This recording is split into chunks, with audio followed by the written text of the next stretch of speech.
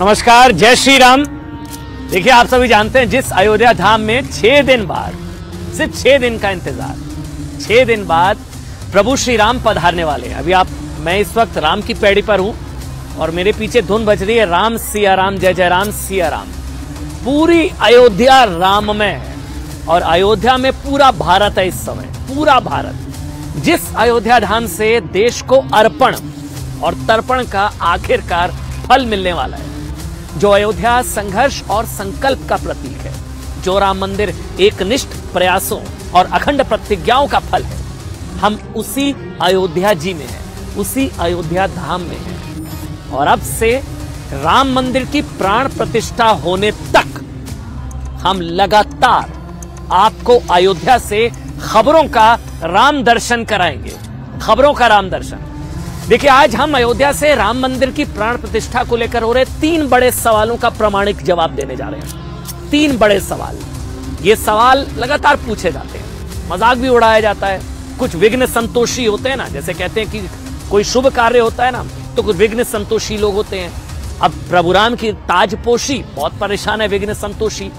राम मंदिर को लेकर पहला बड़ा सवाल उठाया जाता है कि भारत के मुसलमान न इससे खुश नहीं है। ये सबसे बड़ी फेक न्यूज है, ये सबसे बड़ी फेक न्यूज है। इसका जवाब हम आपको देंगे। दूसरा बड़ा सवाल कि अधूरे मंदिर में भगवान राम की प्राण प्रतिष्ठा क्यों हो रही है। बड़ा दर्द हो रहा है। मंदिर तोड़कर विवादित ढांचा इतने समय तक तब पीड़ा नहीं हुई, आज प्रभु राम का मंदिर, भव्य मंदिर बनने जा रहा है, बहुत पीड़ा हो रही है। दूसरा सवाल पूछा जाता है कि अधूरे मंदिर में प्राण प्रतिष्ठा क्यों हो रही है भाई।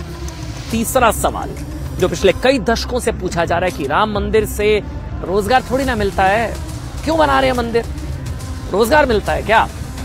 टेम्पल इकोनॉमी शब्द इन लोगों ने नहीं सुना होगा। मंदिरों से अर्थव्यवस्था थोड़ी ना सुधरती है, कहा जाता है ना। आज आपको आस्था का अर्थशास्त्र समझाएंगे। राम मंदिर के खिलाफ ये तीनों सवाल ढोल नगाड़े बजाकर पूछने वाले हैं। मैं फिर से रिक्वेस्ट कर रहा हूं, अपने टीवी का वॉल्यूम बढ़ा लें और रिमोट साइड में रख दें।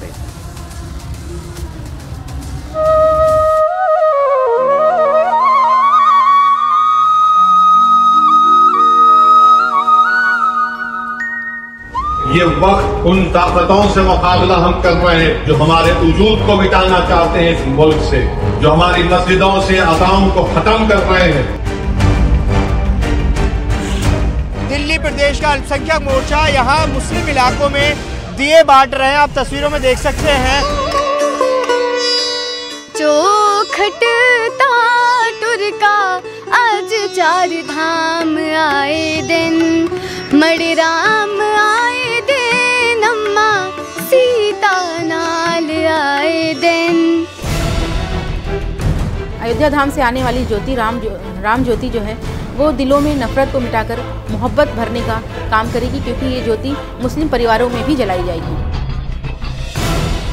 रास्ते के अंदर बहुत से पत्थर फेंके, लाठियां चली डब्बों पे, तो कई जितना काम करना था वो सब। रास्ते में हम अपनी व्यवस्था को निभाते हुए आज सभी को जामा मस्जिद एरिया में सफाई अभियान चलाया है और इसके बाद दिए वितरण कर रहे हैं। कि ना दूरी है ना खाई, मोदी हमारे भाई हैं।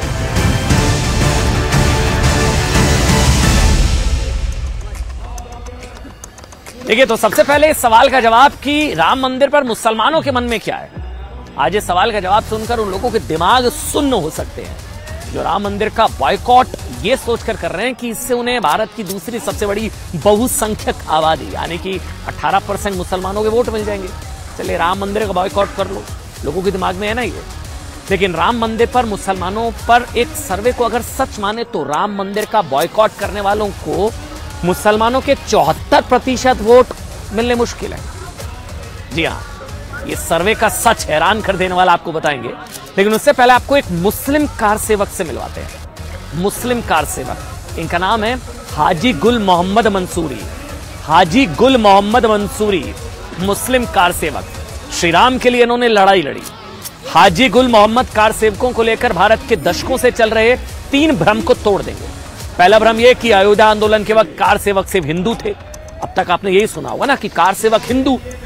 दूसरा ये मुस्लिम कार सेवक से आज हम आपको मिलवाएंगे। दूसरा भ्रम ये कि मुस्लिम बाबरी ढांचे को हटाना नहीं चाहते थे, और तीसरा भ्रम ये कि मुसलमान अयोध्या में राम मंदिर से खुश नहीं है। 1990 के दौरान जब अयोध्या आंदोलन चरम पर था ना, तब जयपुर के रहने वाले हाजी गुल मोहम्मद मंसूरी भी कार सेवकों की भीड़ में शामिल थे। हाजी गुल मोहम्मद भी तब बाबरी ढांचे के खिलाफ अयोध्या आंदोलन में शामिल हुए थे। इसी से नाराज मुस्लिम समुदाय के कुछ कट्टरपंथियों ने उनके खिलाफ फतवा जारी कर दिया था, क्योंकि बतौर मुसलमान कार सेवा में शामिल हुए। प्रभु राम तो सबके हैं, राम सबके और सब राम के हैं। क्या किया, उन्हें इस्लाम से खारिज कर दिया गया। लोग उन्हें गुल मोहम्मद की जगह गुल्लू राम बुलाने लगे। गुल मोहम्मद, गुल्लू राम उनको बुलाने लगे। उनके घर पर हजारों की संख्या में थ्रेट कॉल्स आने लगे। इस्लाम से खारिज होने की वजह से, कहानी सुनिएगा, गुल मोहम्मद को दोबारा कलमा पढ़ना पड़ा, दोबारा पत्नी से निकाह करना पड़ा। लेकिन इतना कुछ झेलने के बाद भी गुल मोहम्मद की अयोध्या में आस्था कम नहीं हुई। गुल मोहम्मद भी अयोध्या में राम मंदिर की प्राण प्रतिष्ठा के निमंत्रण का इंतजार कर रहे हैं। और जो लोग अयोध्या के शुभ अवसर पर बाबरी विलाप कर रहे हैं ना, बाबरी विलाप, उनसे गुल मोहम्मद का सवाल है कि राम मंदिर अयोध्या में नहीं तो क्या पाकिस्तान में बनेगा? सुनिए। दिल गालियां, कि वो गालियां को बखान में कर ही नहीं सकता। तो हम कई बार ये भी कहते थे, मैंने कहा यार हो सकता है हमने बहुत गुनाह किए होंगे, तो आप लोग इतनी गालियां दे रहे हो तो मेरे गुनाह झड़ रहे हैं। कईयों ने नाम में भी तब्दीली कर दी, कोई गुलाम कह दिया, किसी ने गुल्लू राम कह दिया, कई तरह के मतलब उस समय चर्चाएं चलती गई। और वैसे पैम्पलेट वगैरह निकालते थे, अखबारों में भी आते थे गुल्लू राम।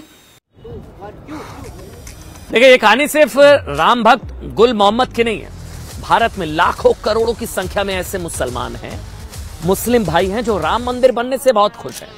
ऐसे राम भक्तों में शबनम खान हैं, जो दिल्ली से करीब 700 किलोमीटर दूर अयोध्या पैदल चलकर जा रही हैं। मैं बार बार कह रहा हूं, ये जो तस्वीरें आज हम आपको दिखा रहे हैं, जो कहानी सुना रहे हैं ना, डर गैंग का डर बढ़ाने वाली तस्वीरें हैं।